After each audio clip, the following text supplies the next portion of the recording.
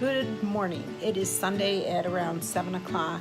We are waiting to go down to breakfast to have something to eat. Then the plan is to leave about 9 to go to see Kentuck Knob, which is one of the Lloyd Wright houses.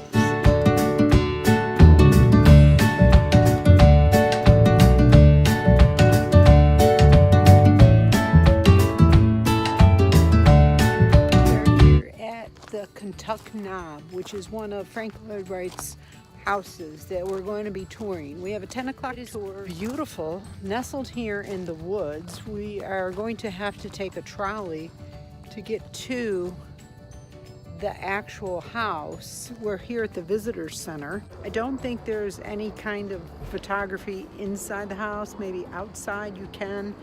A little chilly out today. I actually put a scarf on just to kind of keep warm.